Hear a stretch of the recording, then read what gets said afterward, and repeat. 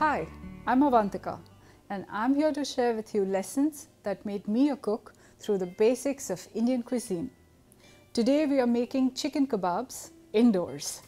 We will build our marinade using the cilantro chutney from previous episode, and I will share tips to get the perfectly charred on the outside and juicy on the inside chicken breast. Let's start with prepping the ingredients. You'll need 1/4 cup of cilantro chutney. I'm making another batch today because I got my hands on cilantro that had its roots attached. Roots and stem of cilantro have the strongest of flavor, and this will ensure we get the herbal notes even after cooking it. Add green chilies to taste. We live dangerously here, so I'm using 3. 1 cup cilantro, 2 to 3 cloves of garlic, 1-inch piece of ginger, 1 teaspoon cumin seeds, 2 tablespoons lime juice, and 2/3 of a teaspoon salt. We'll blend it all together. To this, we'll add 1 tablespoon oil, 1/4 cup of Greek yogurt, some freshly cracked black pepper, and 1 teaspoon of garam masala. Mix well. Now I recommend tasting the marinade at this point. Otherwise, we won't get a chance to adjust the flavorings once the chicken goes in. It's time to cut up the chicken.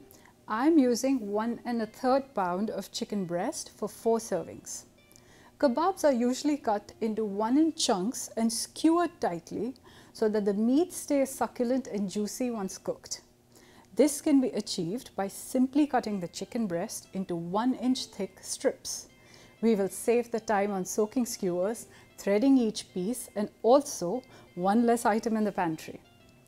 Now allow this to marinate for 30 minutes. Indian kebabs are cooked in a clay oven called tandoor.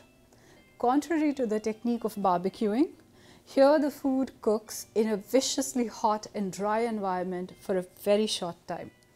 So, the first step is to create the hottest possible environment for our kebabs to cook in. This is as easy as heating your oven to 550 Fahrenheit. Next, we want to ensure that the air is circulating around the meat. I have devised a special setup for this.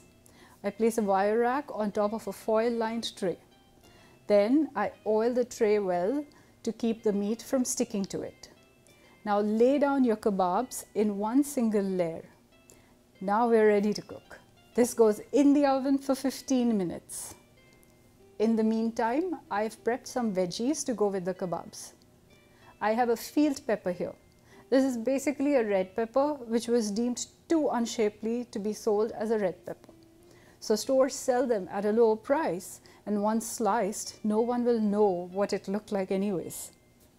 I'm cutting a small onion into 8 wedges, and these are some hot long peppers. By now, your kitchen will start to smell like a summer cookout. Right, it's time to check on the chicken and give it a flip. I'm also laying out my veggies, and this goes in the oven for another 10 to 15 minutes. Do keep a close eye on it, as every oven tends to heat a little differently. And now, look at these. They smell incredibly refreshing, they are charred, and the veggies have the perfect crunch. These are ready to go as are, great for meal prepping too. But I'm going to be turning these into wraps. Check that out in the next video. Until then, remember, cooking above all is a basic survival skill. With the right motivation and a little guidance, we are all capable of mastering it. To continue developing your cooking skills, do subscribe to our channel and press the bell icon. Let us know if the tutorial helped you by typing yes or easy in the comment section below. I'll see you shortly with another recipe.